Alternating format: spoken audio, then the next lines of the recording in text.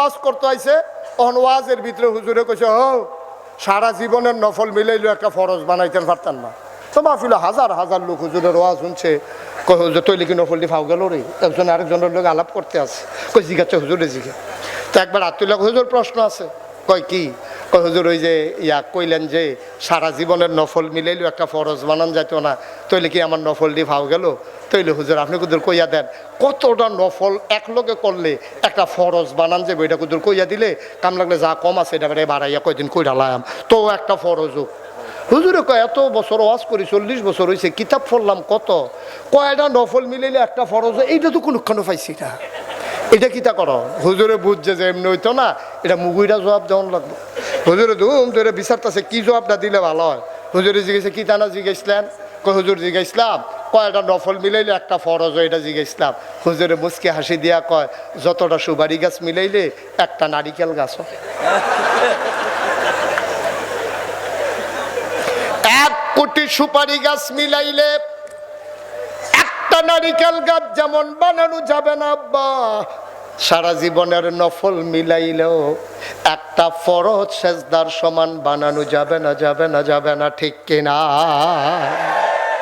এই জন্য মাথার টুপি মাথায় রাখতে হবে যদি এটার দাম 10 টাকাও হয়, পায়ের জুতা পায়ে রাখতে হবে যদি এটার দাম 10,000 হয়।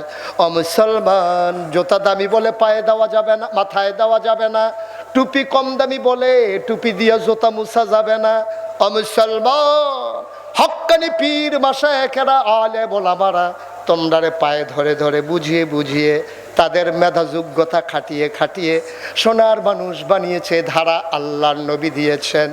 এমন করে দিনের দাওয়াত দেওয়ার পরে এই মানুষগুলো যখন আল্লাহর পথে আসতে চাইল, আল্লাহর নবী মুহাম্মদুর রাসূলুল্লাহ সাল্লাল্লাহু আলাইহি ওয়াসাল্লাম এই নবীজি যখন দিনের দাওয়াত দিলেন, তখন আমরা কসবা আড়াই বাড়ির মানুষগুলো ছিলাম না, ব্রাহ্মণপাড়া কসবার মানুষ ছিলাম না, কুমিল্লা আর ব্রাহ্মণবাড়িয়ার মানুষ ছিলাম না।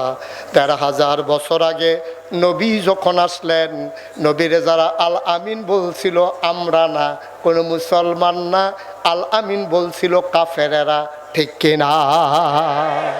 নবীরা আল আমিন বলছিল কাফেরেরা, নবীরা সাদেক বলছিল কাফেরেরা। আল্লাহ তাবারক ওয়া তাআলা এই নবীরা তো মর্যাদা বাড়িয়ে দিলেন, কাফের দিয়া তাদের প্রশংসা করালেন, নবীর প্রশংসা করালেন। কিন্তু এই নবী কি আর মক্কায় থাকতে পারলেন? এত সোনার মানুষ, এত নির্মল চরিত্র, এত কোমল হাসি, এত সুন্দর চেহারা, তারপরও নবী থাকতে পারলেন না মক্কায়। জন্ম তার মক্কায়, শৈশব মক্কায়, তারুণ্য মক্কায়, যৌবন মক্কায়, কৈশোর মক্কায়, ওই বিবাহ করলেন মক্কায়, নিজের বাড়ি মক্কায়, শ্বশুর বাড়ি মক্কায়, মেয়ে বিয়ে দিলেন মক্কায়, তিনি থাকতে পারলেন না মক্কায়, চলে যাওয়া লাগলো মদিনায়। কেন নবী চলে যাওয়া লাগলো মদিনায়? ও মুসলমান, দারুন নাদওয়ায় সিদ্ধান্ত হয়ে গেল নবীরে আর রাখা হবে না, নবীরে মেরে ফেলা হবে। আল্লাহ জানেন নাকি জানেন না? নবীর ব্যাপারে কাফেররা যে সিদ্ধান্ত নিয়েছে আল্লাহ জানেন নাকি জানেন না? আমার কথা কয় না, জানেন নাকি জানেন না? আল্লাহ ডাইকা পাঠাইলেন জিবরাইল যাও। জিবরাইল এসে নবীকে সালাম দিলেন, আসসালাতু ওয়াসসালামু আলাইকা ইয়া রাসূলুল্লাহ, আসসালাতু ওয়াসসালামু আলাইকা ইয়া হাবিবাল্লাহ, আসসালাতু ওয়াসসালামু আলাইকা ইয়া শাফিয়াল মুজনুবিন, আসসালাতু ওয়াসসালামু আলাইকা ইয়া রাহমাতাল লিল আলামিন। সুবহানাল্লাহ বলবেন না?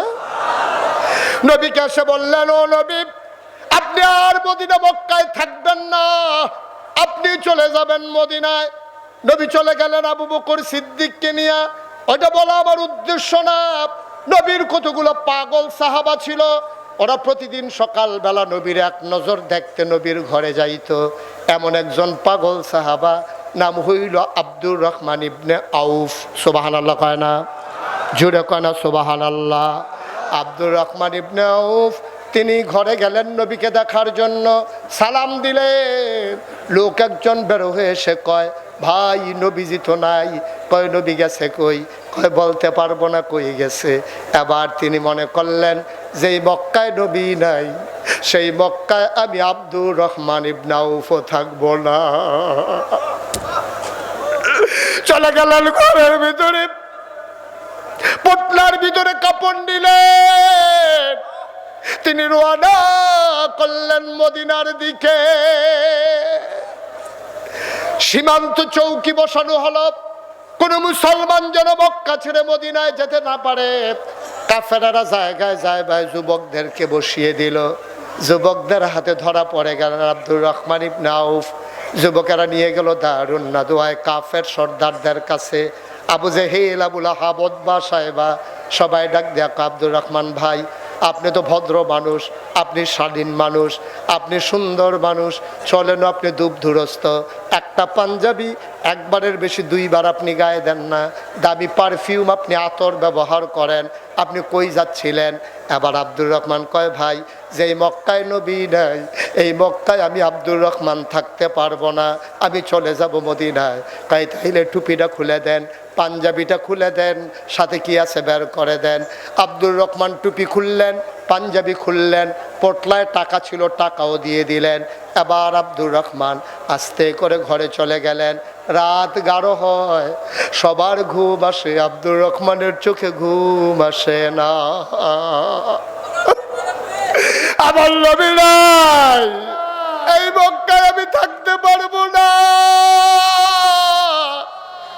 আব্দুর রহমান ঘুমাইতে পারেন না।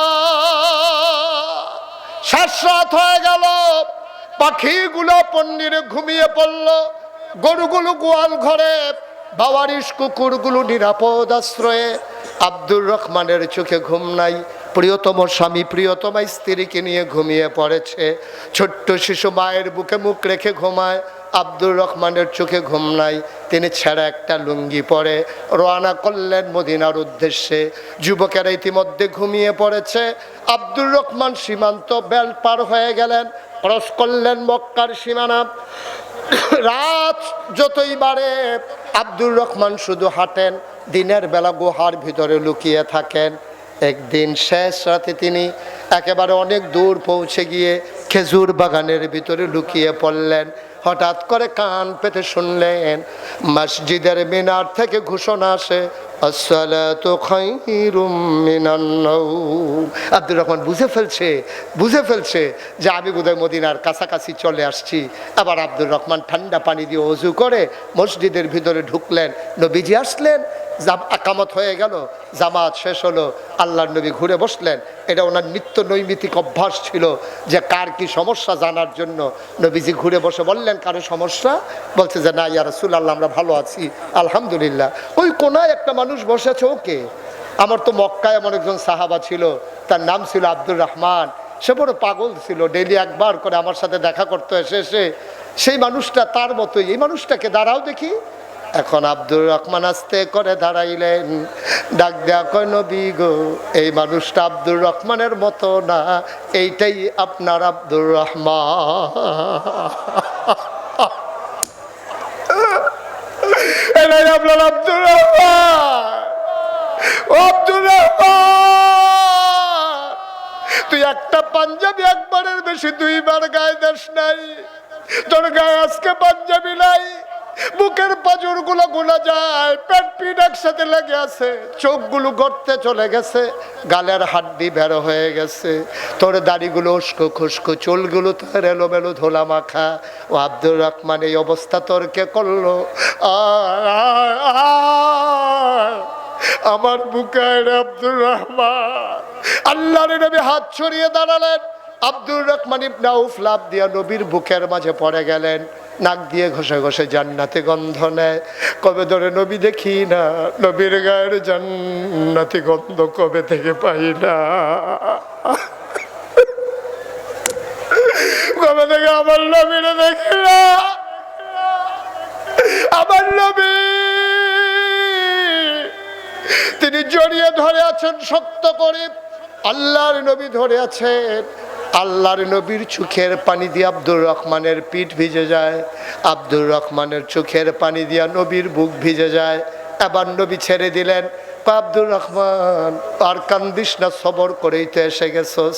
আব্দুর রহমান কয় নবী গো, ওরা আমার পাঞ্জাবি টানতে দেয় নাই, ওরা আমার টুপি টানতে দেয় নাই, আমার পাঞ্জাবিটা রেখে দিয়েছে, কাপড় চুপড় রেখে দিয়েছে। আমার অপরাধটা কি? জীবনে কারোর সাথে দুর্ব্যবহার করি নাই, অসৎ আচরণ করি নাই, কারোর সাথে লেনদেন খারাপ করি নাই, অন্যায়টা কি আমার? ও নবী, আমার কি অপরাধ? আল্লাহর নবী রেখে কয় তোর ওই অপরাধ, যে অপরাধ আমার অপরাধ। আমিও তো থাকতে পারলাম না মক্কায়, আমার যে অপরাধ তোর তো সেই অপরাধ। অপরাধটা কি? আল্লাহর নবী কয় ওয়ামা নাকামু মিনহুম ইল্লা আইয়ুমিনু বিল্লাহিল আজিজিল হামিদ। একটাই অপরাধ, আমরা এক আল্লাহর উপরে ঈমান এনেছি, ঠিক কিনা? আড়াই বাড়ির মুসলমান, মনে রাখতে হবে যে পথ নবীর পথ, যে পথ সাহাবায়ে কেরামের পথ, যেই পথে আমরা নেমে গেছি, এ পথ কখনো কুসুমাস্তীর্ণ ছিল না, এ পথ কণ্টকাকীর্ণ। এ পথে চলতে গেলে পা হবে রক্তে পিচ্ছিল, রাস্তা হবে রক্তে রঞ্জিত।